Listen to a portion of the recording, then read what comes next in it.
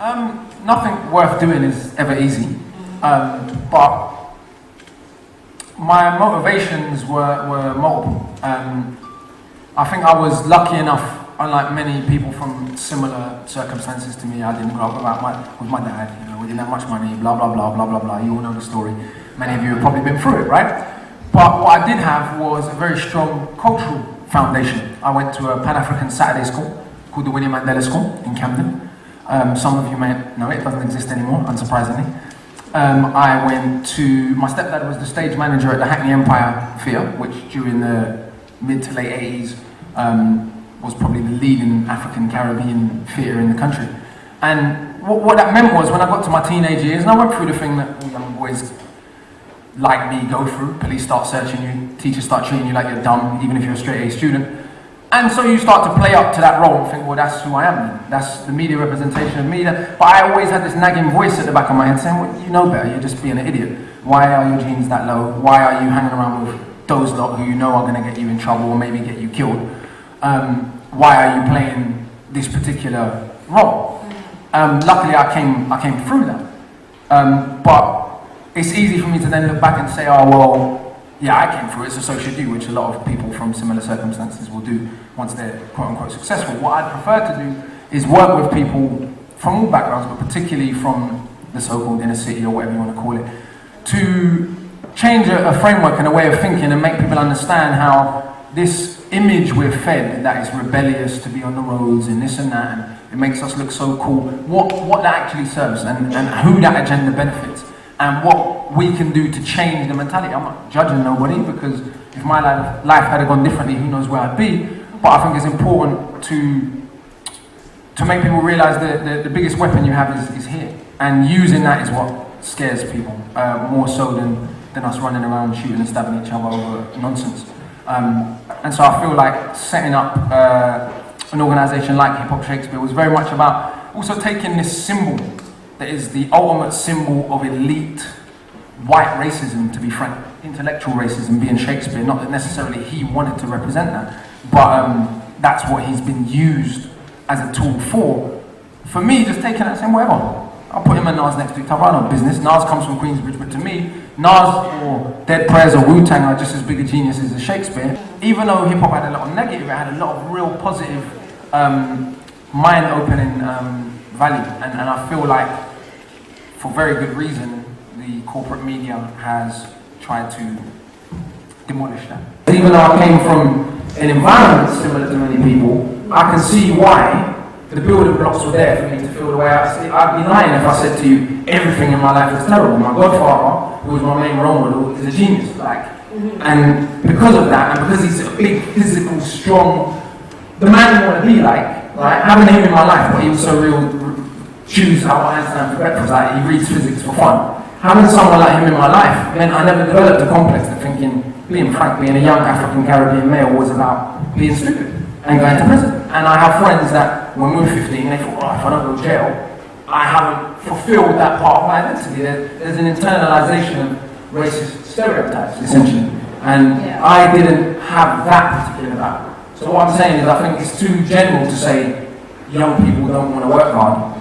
Well, yeah, they do, but you have to have a support system, and you have to be given a particular set of tools, otherwise you don't even know where to start. That's not me discouraging anyone, but I think it would be very arrogant of me to lie and pretend I didn't have a certain base.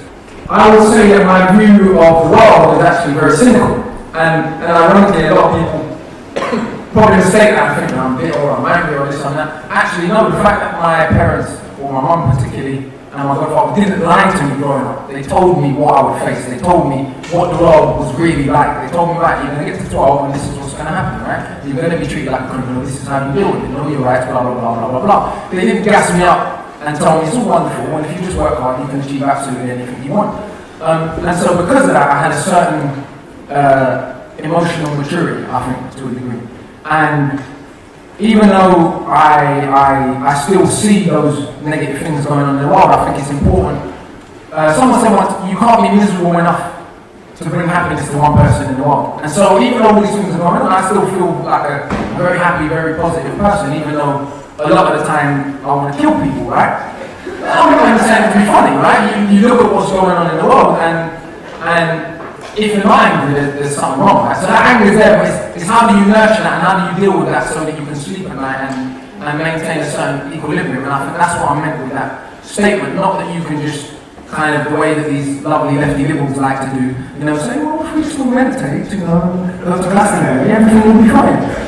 That's easy to say when you have the material and you have the access, right? And so it would be horrible, again, for me, someone who now has the material and the access to say, well, you know, I work hard, why can't you? You just change your mind, everything will be alright. Well, maybe it won't. Maybe the police will shoot you. Maybe you'll get arrested for something you didn't do, you know? The world is real like that. And so I think that statement was about trying to maintain a mental equilibrium whilst not deceiving yourself about the challenges that you're going to face. Enough of these shows to know, they interview you before you go on the television to figure out what your opinion are and what your intellectual equipment is, right? So they let this gentleman go on TV knowing what he was going to say, because he wouldn't have said it if it wasn't known, right? They interview. And then they didn't put anyone there who could challenge what this gentleman was saying. And this was the narrative the country was left with. There's been riots in this country hundreds of years ago, thousands of years ago. I think that it's obvious why the government and the media reacted that way, because that's how this country was built. People act surprised, like this country wasn't built on racism and classism. I'm not saying it to be horrible, it just was. The issue, I think, what you're talking about, cultural assimilation and the way that a particular culture is delivered as the culture you need to be if you want to be quote-unquote successful, I think it affects different communities differently. Being frank, the stronger economically your community is, the more self-sufficient it is. No one's forcing Chinese people to conform. No one goes to Chinatown and says, you lot better learn to speak English or get out of our country, because they're in a position to command respect. No one really goes to Southall and does that anymore either. It wasn't always like that when those people first came to England. But again, for a particular set of reasons and a particular set of circumstances, those communities have a degree of economic self-sufficiency. Now, if you're in a position where your community does not have that, and there's very good historical reasons why, then you will be forced to conform to a certain degree if you want to economically survive. That's a reality of life, that what Webb Du Bois calls twin souls, you know, and that conflict between who you want to be and what you've got to be to get by. I would say that's a personal management issue. Each individual's got to work out what they are comfortable doing and they're not comfortable doing to survive. I've tried to find a balance for that, and it's for everyone in the room to do the same. A few practical things, right, that we can do, all of us in this room can do, that can make a practical difference. Real things we can do. One, form a cooperative. Everyone who's got £5 spare a month, £2 spare a month, 50p a month, whatever it is, in this room, exchange details, form a cooperative, grow your own food. You're not giving that money to Tesco anymore, you're putting it in your friend's pocket. Two, every person in this room volunteer to help one young person with their studies, right? To understand the system that they're in and to play that to the best of their ability, so proper education. If we do those two things, everyone actually do those things in here today. You've asked us what some practical solutions are. You could do it your table by table, however it is you want to do it, area by area, and you could start on those are just two very simple, very practical things that I think we can all do. In terms of reaching out to people that are not here, not today, not in this room, what we've got to ask ourselves is, organisations that have been relatively successful at changing political ideology, what did they do that we're not doing? It wasn't the ideology that got people on side, it was practical things, food, clothing, shelter. So if we can't provide people that are not politicised with food, clothing and shelter, we're just another bunch of hot air. Education doesn't necessarily mean a degree. In fact, a lot of people who've got degrees are not that bright. When we talk to young people, or to anyone who's got a brain, if we tell them that, you know, go to school, go to uni, get your A-levels, you'll get a great job, they're going to look at you like, am I a mug? Do I look like I was born yesterday? Right. So I think when we say education, let's be clear what it is we're trying to offer somebody. If you bullshit people, they'll know you're bullshitting them, right? And so I think education has to be more than, I mean, I don't went to uni, right? It has to be more than just getting a piece of paper for conforming, no disrespect to a certain degree, right? No, I'm not knocking that. People do that and they go and get a job, great, but I think there has to be more. It's about giving people equipment and practical skills they can use in their life. And if you offer that kind of education, people might be a lot more responsive. But why are we always looking to get a job? Why are we not looking to build things in our community? Everyone basically provides you with what you need, because you're the person that grows onions to everyone in this room. You don't need a job anymore, right? Someone pays their light bill, another person, everyone chips. It's about community now, and it's not going to get any easier, and it's not going to get any more, there's not going to be more access to these opportunities. It's going to get thinner and thinner and thinner, right? So we have to start preparing for that and understanding what we can build gives us a certain degree of autonomy, rather than looking Yeah, but rather than looking, I'm not knocking on who's got a job, everyone's got to eat, right? But what I'm saying is the dialogue's got to change from how do I get this to get a better job to how do I become more self-sufficient and less dependent on people that want me to drop down a vat of oil. And really the discussion of today is about the power of the word. A lot of people think of religious sentiment, and it is a religious sentiment not just in Christianity but in many of the ancient religions and many of the beliefs throughout the world, that the word is what came first. And obviously by the word, I don't presume they literally meant human beings or the universe started talking, but this belief that the word, all words are a metaphor and embody sort of something bigger than what is being expressed in the mere word. Of course, the word water is not the word water. Water is the title that people from the UK have put on the word water, but they have so much power to shape our beliefs, shape our understanding, words and language in a culture. You know, and I think hip-hop and spoken word is somewhere where that is particularly prevalent. You know, there's been a lot of stick given to hip-hop, particularly for some of the language that is used, for some of the words that are used, without really a larger look at the structure, should we say, of the music industry and who's in charge of the images and words and ideas that we see, and why particular words, thoughts and feelings are expressed quite regularly and are absolutely okay, but certain others are not. Particularly, I'm actually writing an article at the moment about international hip-hop and looking at some of the negative imagery in hip-hop music, particularly the violent imagery, that is overwhelmingly comes from young black males and is quite viscerally and deliberately directed at other young black males. That's made quite clear. It's not directed at the wider world. The words that are used make the intent of the spoken violence very clear, and society seems to find that absolutely perfectly okay, while still hailing that to be the cause of the violence from which these words were born. You know, NWA, the first ever acknowledged gangster rap group, right? They came out of violence in Compton. They didn't produce the violence. The violence preceded their very career, and they were speaking of the violence in that community. Yet this rap music is hailed as the cause of the violence. The word is hailed as being so powerful that it causes the violence, rather than just being a reaction to it. And it's this sort of interaction. I would accept that certainly if particular environments, social conditions, etc. already pre-exist, then we are very susceptible to the word. It can push us over the edge, but I wouldn't say it causes. I'd say it helps us to waver. And one thing I always say to young people, and I found really profound when I'm working with young boys in London, where, particularly in the inner city, this kind of, quite frankly, you know, anti-black hip-hop music has become so common we don't even question it. It's become so normal, and I say to young people, okay, put it this way, my mother's white, my father is black, right? My mother's white Scottish, my father's black Jamaican. If I were to refer to the other side of my culture, the Scottish side, with such visceral, racialized wording, right, and display intent to be so violent towards that side of my culture, do you think I'd get a record deal? Do you think I'd be on the radio? Do you think I'd be an international superstar selling millions of records? Like some people that are so disrespectful to that particular side are. And young boys are like, I've never really thought about that. Every time I've said that, that's never even occurred to me. Like the fact that if you did it, right, and you're of mixed heritage, and if you did it in the other direction, because of the power of the word, not that people genuinely believe if a rapper did that, everyone would just start going out and trying to kill Scottish people.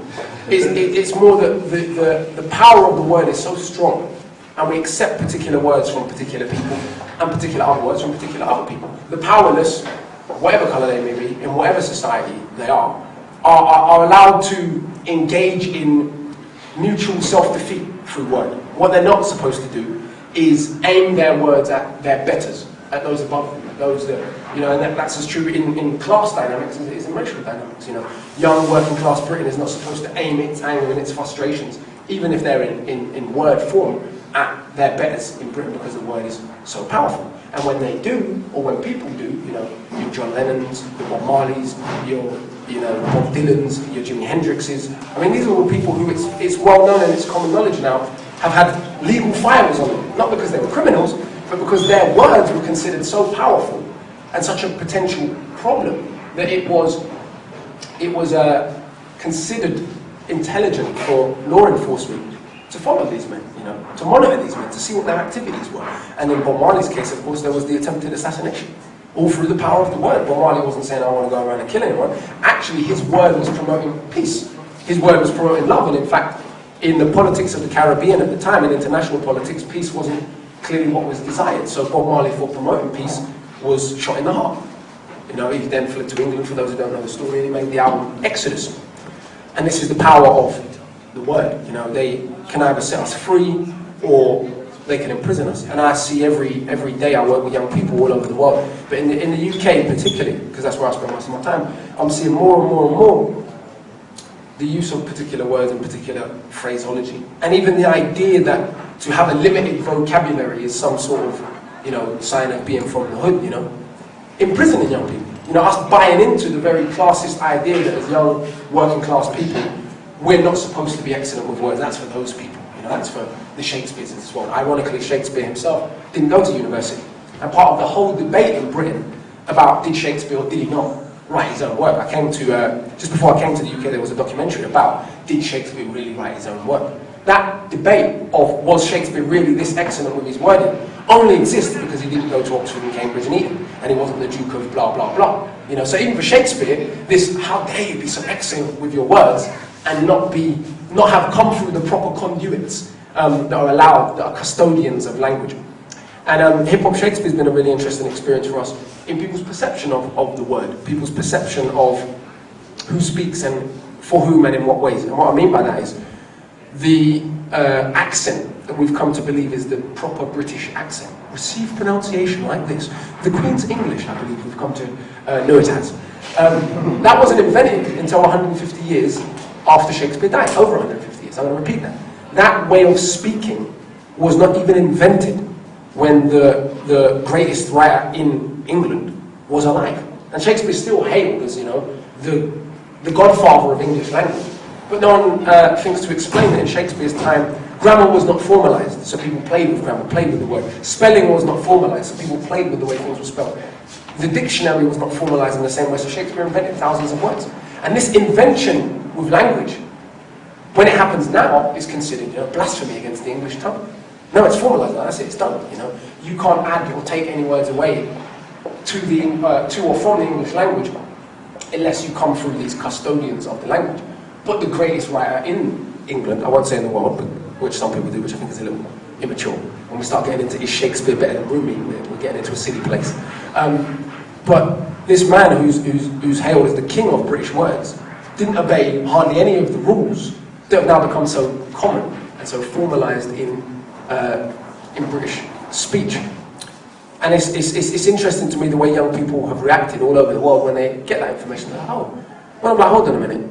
I'm not saying because rap's violent is a problem. Violence exists in the world. Art reflects that violence. It's how do we reflect that violence? You know, and is there a rounded picture of this community coming across so we get a full spectrum of the word? Shakespeare's work, someone I always like to refer back to, incredibly violent. The play Titus Andronicus, you know, one guy gets on another guy's nerves, he chops him to pieces, puts him in a pie and feeds him to his parents. Now, Biggie Smalls said that, everyone would say Biggie Smalls is crazy. You know, Biggie Smalls is crazy, he's a lunatic, you know, he's a gangster rapper. Shakespeare does it, and he's one of the greatest writers in the English language. And this comes back to who is allowed to take possession of the word, you know. And our use of words defines our reality. Our inability to use those words will create for us a much smaller reality than we could have if we had a larger grasp of those words. I mean, it's why actually I look at periods of history. If we take someone like Toussaint Louverture, who was a man who led the revolution in Haiti, which was the only fully successful slave revolution or enslaved revolution in transatlantic slavery. They beat the armies of the British, Spanish, and Napoleon Bonaparte at their peak. Right? On the island of Haiti, Haiti in 1804 was declared the first independent African republic in the West, or black republic in the Western world. Who was Toussaint Louverture? What made him, of all the people who'd been enslaved, be the leader, or that period the leader?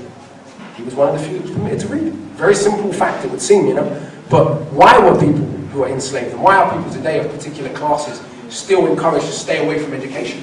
Because education is dangerous. Education makes you get ideas beyond your station. Being brilliant with the words makes you think bigger than the little estate or township or concrete set of blocks, or even if you're born into a well-to-do, so to speak, family. You know, an opening up of the language, I think, opens up your humanity. To me, poetry as wording is essentially music. You know, it's music. What poets do is create music with words. You know, what Jimmy does with the guitar is what a poet is trying to do with their words. And I think for all those reasons, there's something beyond the words that we use, and beyond these symbols that are just words, and there's a metaphor beyond them that we're all trying to reach and all trying to understand.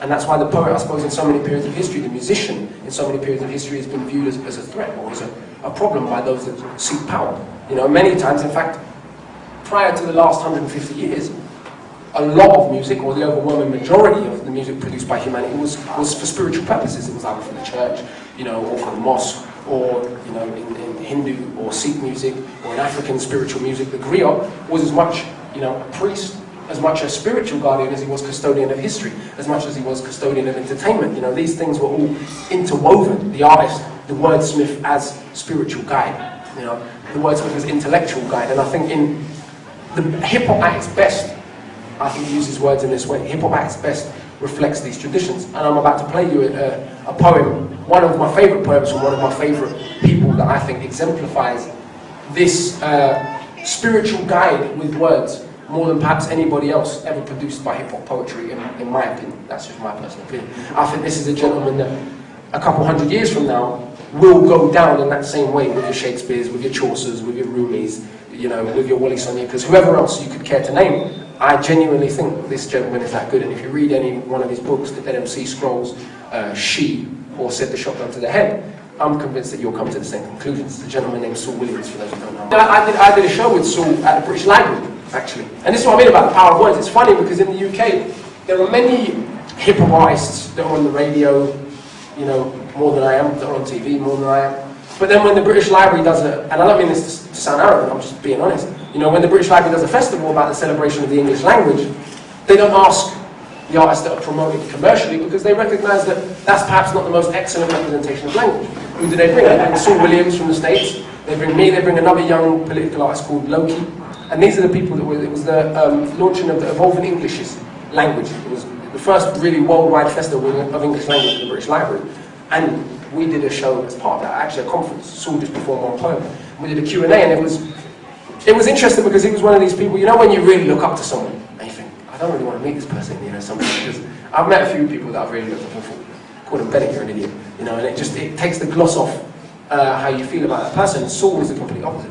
You know, he was just there with his daughter, and it was everything you expected from his poetry was what you got in person. It felt that the words, again, coming back to the words of spiritual guide, the words were every bit as genuine, you know, as they seemed on record.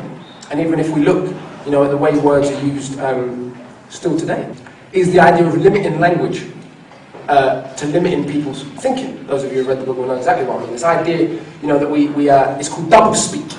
And my last album was actually called Double Think, inspired by George Orwell's 1984. For those that don't know, double think means to, let me see if I can remember the exact definition. The definition is to tell deliberate lies while believing them to be true, and to forget any fact the moment it becomes inconvenient. That is the basic gist of what doublethink is. And if that doesn't tell us a lot about the political state of the world today, I don't know what does. And this concept that Orwell came up with was that by slowly eroding, you know, the parameters of speech, by slowly eroding like all the different words to express that something is good, you know, good, excellent, wonderful, terrific, taking them all down, and one of the concepts was it would be, right, double plus good, or triple plus good. You know, there was no other adjective anymore for describing how good something was. And by doing this, it really imprisoned the thinking of the people in the know and took down what they questioned. And some people think that sounds ludicrous and comedic, but when I read in the UK even, papers like The Sun, you know, and the News of the World, you know, I feel like that's exactly what's being done, you know. It's barely English, you know, and it's the most consumed paper in my country, you know. And I read it and I think that that's very sad. You know, that a whole section of a developed, educated society are being encouraged or participating in or choosing to have their language, their vocabulary, their worldview limited by something that's really a comic. It's not really news, you know, it's not intellectual, it's not serious. And people don't really take it seriously, but then some people do. They'll quote you The Sun as an opinion form, and I'm like, oh, come on. You know, the headlines, it's more should be treated as comedy, but it isn't. And I see how hip-hop is sort of buying into that same concept. You know, where I remember growing up and listening to Wu-Tang and not even knowing what afterwards meant.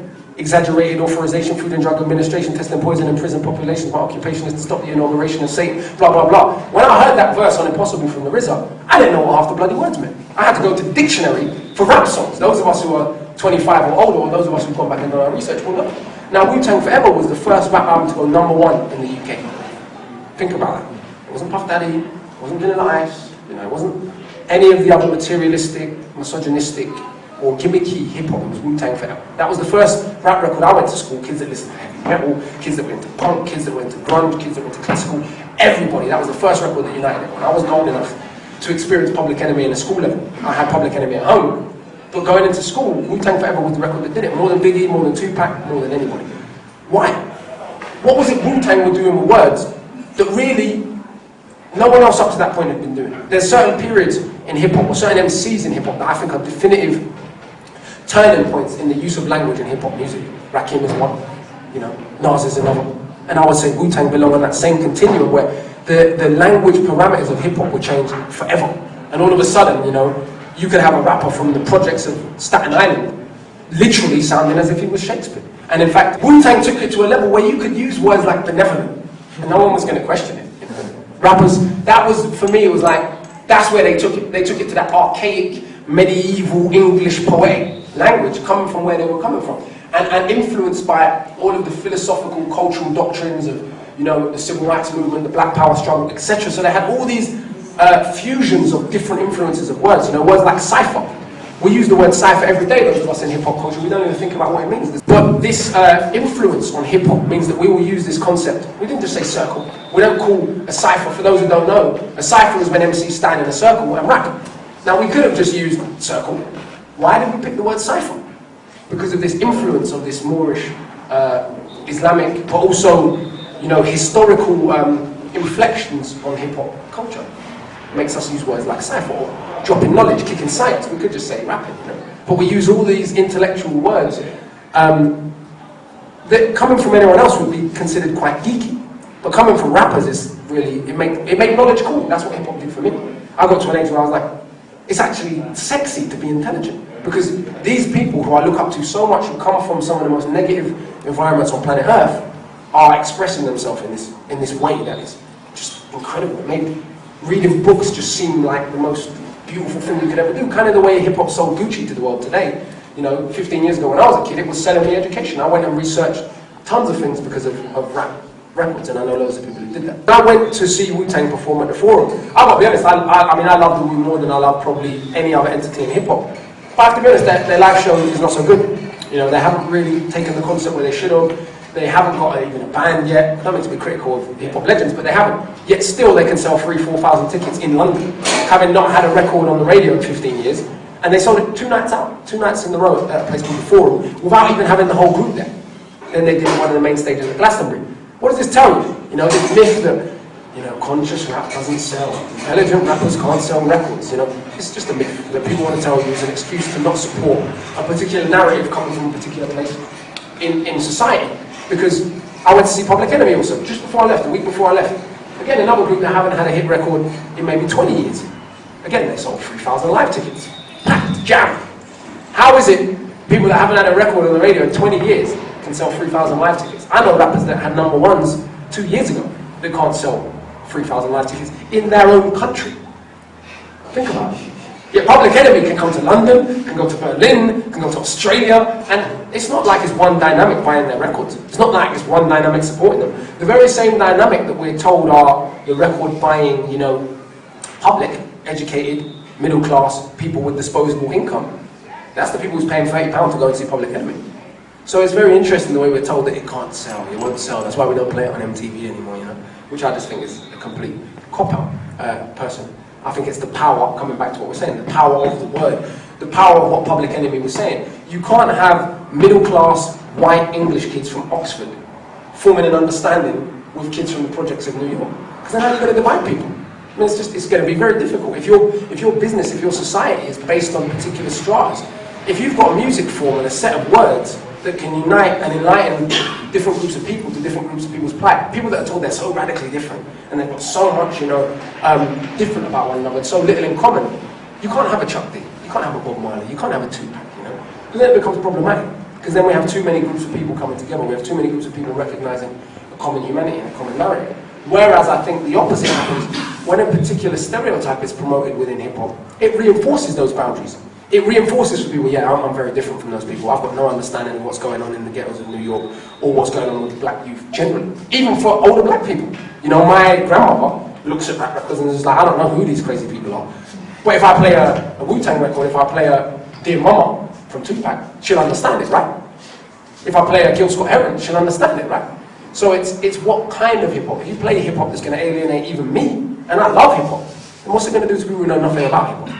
And that's what it's achieving. This is the power of the words. What we're being fed, the words we're being fed every day that we're conditioned to accept. It's that 1984 concept. You know, the restriction of our consciousness is having us pledge allegiance to or belief to things that have very little to do with human consciousness, potential, spirituality, have everything to do with keeping us divided and controlled and subservient, and not from achieving our full potential as individuals. To me, someone like Saul is an example of that achievement, but it's very interesting because despite his popularity, he's not promoted in that way. You know? Despite his cult status, despite his huge fan base, half the kids I talk to who claim to love hip-hop have never heard of him. It's not their fault, he's just not promoted in that way. Why? I mean, I would put it to you that I took one of Saul's poems. He's got a poem called Pedagogue of Young Gods, which is another one of my favourite pieces of his. I've taken that into prison in the UK several times, and I played it to, you know, young people that are supposed to be, you know, the worst young people in Britain. And most of the time I get at least one set of tears from a Saul Williams poem. Because of what he's saying. What he's saying speaks particularly to a self-hate, you know, that comes out of being in the hood. And so many people who've never even heard that kind of narrative before just break down. You know, they might be used to listening to a Jay-Z or a DMX or whatever else. But Saul touches something in them and opens up something that can be potentially, I suppose, dangerous within humanity, the spiritual power of that word, you know. And so Saul's definitely someone who I think you should all go buy his albums, buy his books and study. You know, any utterance that is not encouraging humans to attain a higher level of consciousness, it will be disclaimed. We're not counting it. We're not even interested in that. You know, we're going to assassinate that. That's nothing to do with nothing. Don't worry about the fame and all that, you know. Worry about eternity. Worry about 2,000 years from now, people looking back on what you were saying and realizing that you were part of a movement towards human beings having some goddamn sense. Pardon my use of the words, don't want to offend anyone, but it's like, I mean, look around the world. You know, people talk about conspiracy theories. There's no need for conspiracy. We're a bunch of idiots. We don't need conspiracy. Look at what we're doing to each other everywhere on this planet. And what Saul is saying is, come beyond that, you know. And the very list that he's given, he hasn't given a list full of people that look like him. You know, he hasn't given a list from people that just come from the ghettos of America like he does, you know. He's given a list of icons from every culture, from every walk of life, from every time, saying, yeah, I might be a young black male from the hood of America. That doesn't mean I can't span beyond that with my words, with my thought process, with my mentality, and take possession of everything. Take influence from everything. And this is what I think is most important and what can be most limiting in the way hip-hop is used nowadays, where we've almost bought, you know, all around the world I go, young people generally, but young black people specifically, we almost bought an identity fed to us. But by whom? You know, Leo Cohen, you know, and Jimmy Iovine, and the rest of the people that own hip-hop music. They're not young, they're not black. Yeah, Lyle Cohen, you know, they're not from the hood. You know, but these are the people who own hip-hop. So whose definition of self are we taking? Why don't they promote Saul? You know, so it's for me very important that we understand there's not one way to be a human being. Whatever skin, whatever class, whatever gender that shell may be, there's a billion ways to be that. And I think what the best art does, hopefully, you know, is open us up to that. You know, I remember being 18, 19 years old, and a lot of the stereotypes I speak of now in my music, I was that guy. That's why I don't judge nobody, you know, because when I was 18 or 19, if you listen to my early stuff, you'd be like, I ain't the same guy. It's a different person. But life experience, knowledge, traveling, and listening to people like Saul literally changed my life, changed my mentality, changed my entire outlook. Which is exactly why those MCs are not being accepted and promoted. And this exactly comes back to what I was saying about the politics of class and race. If I were to disrespect my mother's side of my heritage, in the way that's become normal and acceptable for me to disrespect the father's side of my heritage, we can all accept that I wouldn't have a career. In fact, I'd probably get arrested. You know, and so I think that's exactly why. But I also think that who cares if they're not being accepted, to be frank. You know, the very assumptions of a lot of Western intelligentsia is that Africans are stupid. We have to be honest about that. There's still people in the 21st century stupid enough to believe that and to want to project that. Who cares? The history of the continent is still there for all to see. Great Zimbabwe, the universities of Timbuktu, the 223 pyramids in Sudan, the libraries of the Songhai Empire, the Songo Eredo, which is a moat that's 20 meters wide, 70 meters deep, dug around an area of 400 square miles in Nigeria 1,000 years ago. We can go on and on and on. A lot of us are kept deliberately ignorant of the facts of the continent. And even a lot of well-meaning, people who have good intentions, don't come on that, level of equilibrium, knowing about Oshun, Obertala, Ogun, the religion of Ile Ife, the spiritual conceptions and cosmologies of the African universe. But to me, in the 21st century, I think we got to start having the attitude, if people want to believe that, who cares? That's their issue, it's their problem. What you were saying about tonality is tremendously interesting for Jamaican patois, because that's what Jamaican patois is. That's why Jamaican patois is characterized as the ultimate stupidity, the ultimate ghetto language, the ultimate badmanism, rather than, as Jamaican patois actually does, carrying the philosophical concepts, particularly of Rastafarianism, referring to oneself as the I, or Babylon and all these other things, but it carries the tonalities and rhythmic inflections of the 20 West African linguistic groups that reside in Jamaica today. And so Jamaican speech, particularly where I come from, is constantly seen and viewed as like I said, the ultimate ghettoism, rather than being a representation of that particular group of people's strength to, under extremely strenuous circumstances, hold on to massive elements of their culture. That's why Jamaica's been, in many ways, in the English-speaking world, one of the leading lights in African Caribbean culture, not because Jamaicans are special or smart or any more important or any more rebellious, as they like to sometimes say stupidly. No, the luck of history means that Jamaicans held on to some things that in some other places people were not able to hold on to. Haiti's another example, northeastern Brazil, where Yoruba religion is better preserved than it is in Nigeria, is another example.